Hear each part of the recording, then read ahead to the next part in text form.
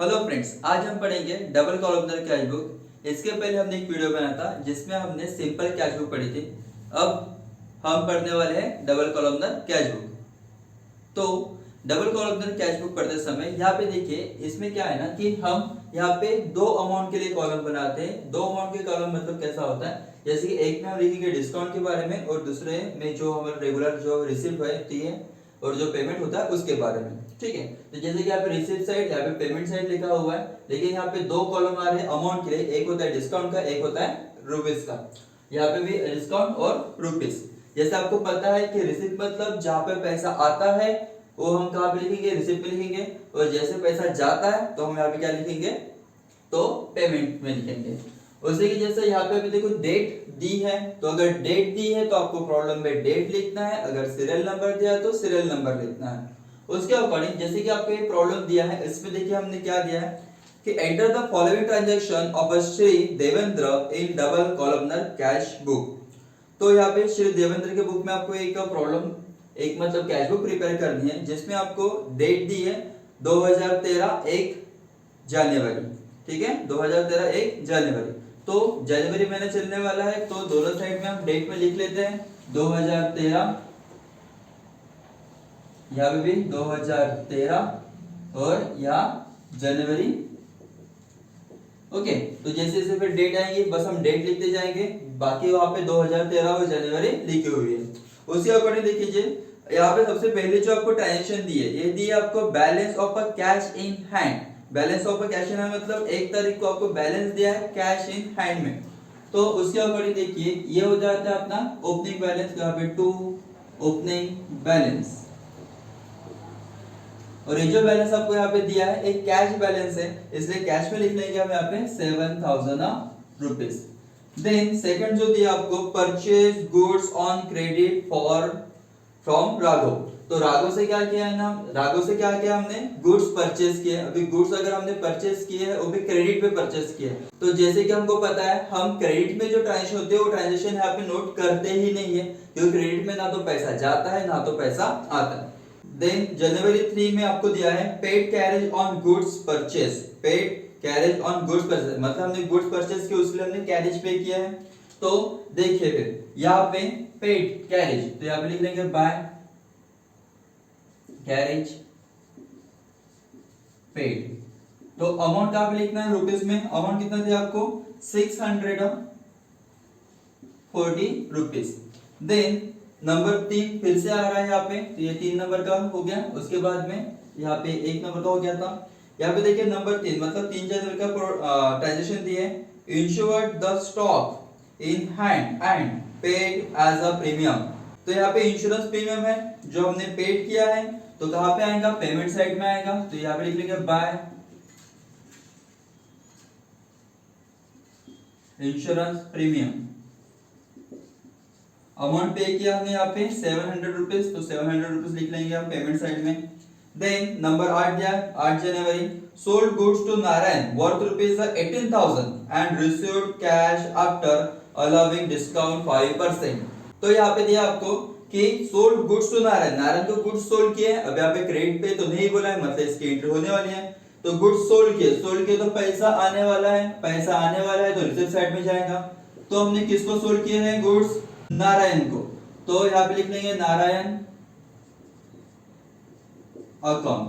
तो नारायण को हमने कितने रुपए की गुड्स सोल्ड किए, 18,000 के। लेकिन बोला यहाँ पे received cash after allowing discount 5%। मतलब हमने यहाँ पे जो 18,000 के गुड्स इनको बेचे हैं, यहाँ पे 5% क्या है, डिस्काउंट है। और डिस्काउंट हमेशा क्या होता है, माइनस होता है। इट मींस यहाँ पे 18,000 के ऊपर 5% अगर डिस्काउंट निकालते हैं कितना हो जाता है यहाँ पे 900 रुपीज। मतलब 900 रुपीज डिस्काउंट डिडक्ट करने के बाद में बाकी का पैसा मिला होगा, इसलिए डिस्काउंट कॉलम में हमने यहाँ पे 900 रुपीज लिख लिए। और बाकी जो बचता है 17,100 रुपीज, ये हो गया 17,100 हमारी इनकम रिसिप्ट। ठीक है, and 900 rupees discount. Then 12 number पे दिया है paid to Raghav and aware discount 3%। ठीक है, क्या दिया, paid to Raghav and aware 3% discount. Paid किया है, किसको पेड किया है, राघव को पेड किया है। ठीक है ना। तो 12 जनवरी पेड किया है, तो बाय किसको पेड किया है, राघव को, इसलिए राघव अकाउंट।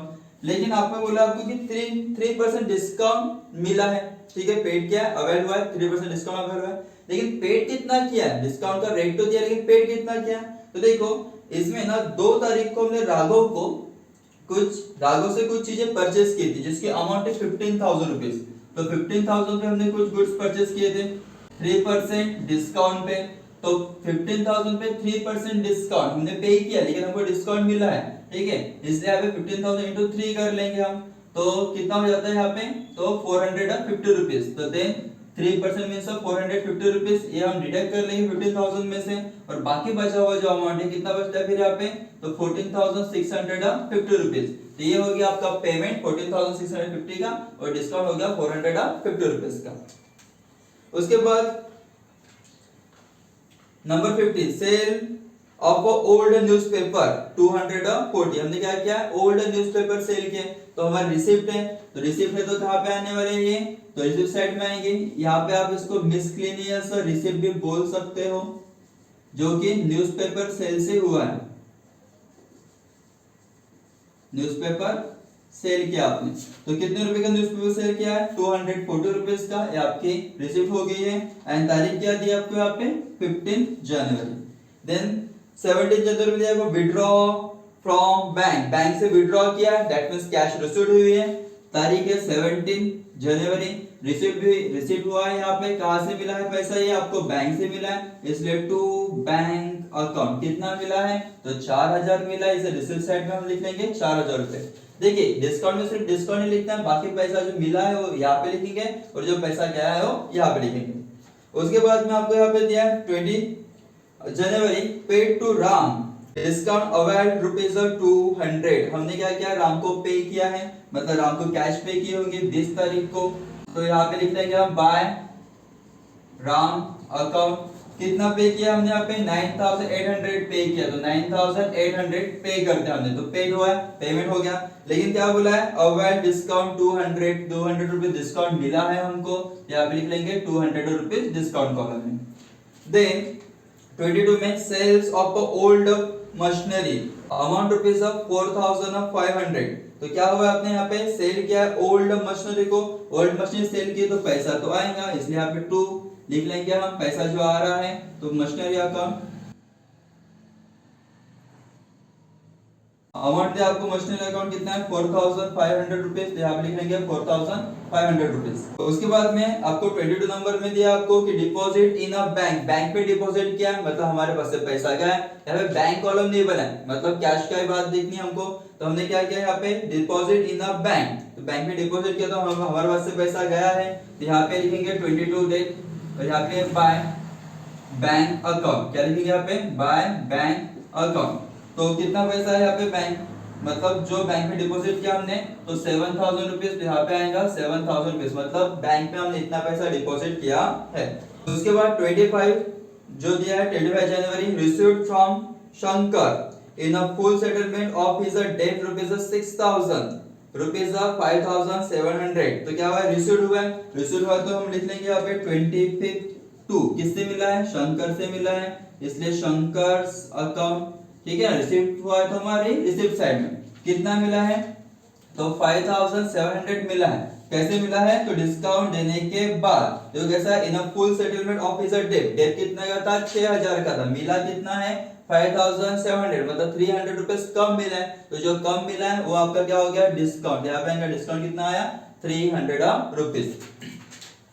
देन उसके बाद दिया आपको यहाँ पे पेड सैलरी, तारीख दिया 31, तो सैलरी पेड किया मतलब पैसा गया है, और पैसा गया है तो by salary account payment side में लिख लेंगे। कितना अमाउंट है आपको यहाँ पे 3,000 रुपीज। तो ये जो भी आपको ट्रांजेक्शन दिए थे इस तरीके से ट्रांजेक्शन लिखना है, जो भी डिस्काउंट है तो डिस्काउंट के कॉलम में जाएगा, पैसा आया है तो रिसीव में जाएगा, और पैसा गया है तो इस साइड में पेमेंट साइड में जाएगा। अभी देखिए ये तो रिसीव्ड एंड पेमेंट साइड है, लेकिन जो डिस्काउंट है, डिस्काउंट को हम यहाँ पे डेबिट साइड ट्रीट करते हैं, और यहाँ पे अगर हम क्रेडिट साइड ट्रीट करते हैं, तो डेबिट साइड में जो भी डिस्काउंट आया है वो डिस्काउंट हमारे लिए एक्सपेंसेस है, तो यहाँ पे जो क्रेडिट साइड में जो डिस्काउंट आया वो हमारे लिए इनकम होता है। इसके बाद हम इसकी टोटल कर लेंगे। तो यहाँ पे देखिए 3 + 9 12 1200, यहाँ पे 650, ये तो इतना हो गया, ठीक है ना। तो इसकी आपको बैलेंस निकालने की जरूरत नहीं, ऐसा भी रख दे तो भी चलेगा। उसके बाद में इसके टोटल कर लेंगे, इसके टोटल कर लेंगे, दोनों की अगर हम टोटल कर लेते हैं यहाँ पे,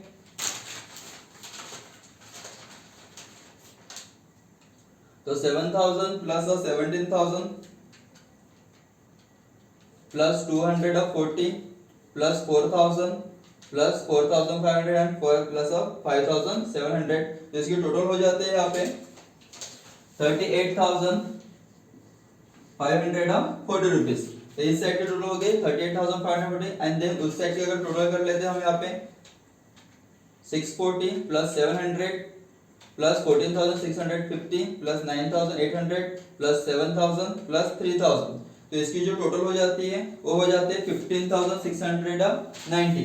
तो यहाँ पे 15,690, ये इस साइड टोटल, मतलब यहाँ पे ये साइड बड़ी है तो 38,540 में से अगर हम इसको माइनस कर देंगे तो यहाँ पे बैलेंस आ जाएगा, और बैलेंस महीने के लास्ट तारीख को, ठीक है। तो यहाँ पे जो भी बैलेंस आता है वो मंथ के लास्ट तारीख को यहाँ पे ईयर का दिया होगा, तो ईयर का लास्ट तारीख आएंगे यहाँ पे लिख लेंगे बैलेंस, यहाँ पे कैरीड डाउन, मतलब ये बैलेंस आपको यहाँ पे कैरी फॉरवर्ड करना है। तो यहाँ पे बैलेंस निकाल लेते हैं, ठीक है। 0 0 14 minus 9 is equal to 5, balance 1 15 minus 7 is equal to 8, balance 1 8 minus 6 is equal to 2 and 3 minus 3 0, मतलब बैलेंस कितना आ गया यहाँ पे 2850 रुपीज, ठीक है। तो जो बड़ी साइड थी दोनों साइड में लिख लेना है 38,540 रुपीज, कितना है 38,540 रुपीज, और ये बैलेंस आ गया, इसको कैरी फॉरवर्ड कर लेंगे हम, तो यहाँ पे आ जाएगा 2850 रुपीज, और यहाँ पे 2 बैलेंस ब्रॉट डाउन, डेट लिखेंगे हम जनवरी तक, तो यहाँ पे फरवरी आ जाएगा और उसकी 1 तारीख आ जाएगी, और साल का वैसे भी वही चलने वाला है। तो इस तरीके से प्रॉब्लम हो गया हमारे डबल कॉलम कैश बुक के लिए। तो इस तरीके से ये प्रॉब्लम बन सकता है और इजी होता है, इजीली बन भी जाता है, ठीक है।